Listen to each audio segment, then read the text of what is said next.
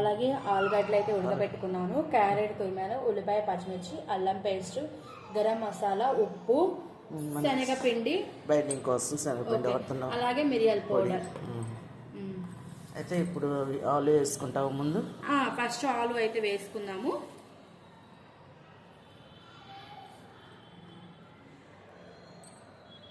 So చూడండి, బంగాళదుంపలు కూడా స్మాష్ చేస్తాను, కచ్చా పచ్చాగానే ఎక్కువ కాదు. ఇప్పుడు ఉల్లిపాయలు పచ్చిమిర్చి వేసుకుందామండి. సో అలాగే క్యారెట్ కూడా వేసుకుంటున్నాను.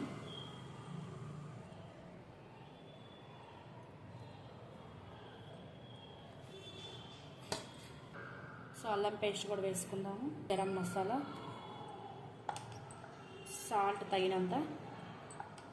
ఒకసారి కలుపుకుందామండి, తర్వాత శనగపిండి వేసుకుందాం. బైండింగ్ కోసం శనగపిండి వేసుకోవాలమ్మా. కొంచెం శనగపిండి కూడా వేయి, 2-3 స్పూన్లు వేసుకో.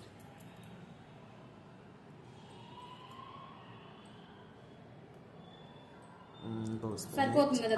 చాలు, 3 స్పూన్లు చాలు. మన బైండింగ్ కోసం కలిపేసి.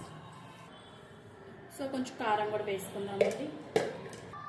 సో కొంచెం చిటికెడు పసుపు కూడా, కొంచెం మిరియాల పౌడర్.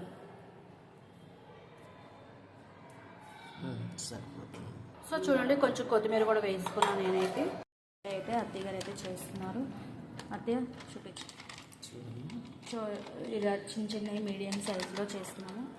అరచేతిలో కూడా చేస్తారంట. సో మేమైతే ఇలా ప్లాస్టిక్ కవర్ ఉంటే కవర్లో అయితే చేస్తున్నాము. సో ఇక్కడైతే నేను ప్యాన్ పెట్టేసుకొని కొంచెం ఆయిల్ వేసుకున్నాను, ప్యాన్ హీట్ ఎక్కడానికి.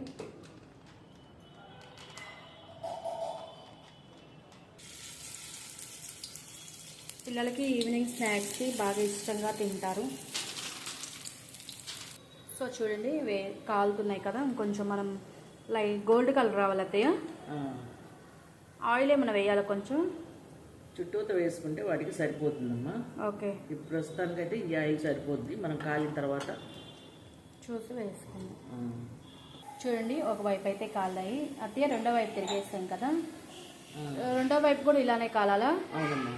ఓకే, కాలాయండి. ఇప్పుడు ఇంకా మనం సర్వింగ్ ప్లేట్లోకి అయితే తీసుకుందాము.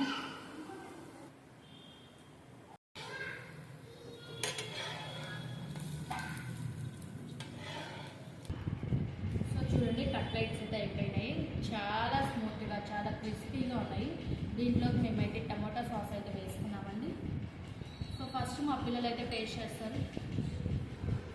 వేడివేడిగా ఉన్నాయి.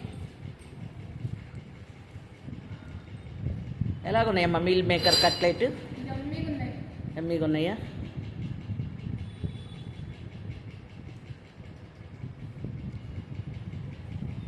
బాగా మసాలా కట్లెట్ కదా, బాగా రోస్ట్ కాలని బాగా కాల్చాము. అబ్బాయికి కూడా తినిపించు. చాలా టేస్టీగా, చాలా ఎంపీగా ఉన్నాయి. ఎలాగ రోస్ట్గా ఉన్నాయి కదా, చాలా బాగున్నాయి. రోస్ట్ కాలని బాగా. ఇది ప్రాసెస్ కూడా చాలా సింపుల్ అండి.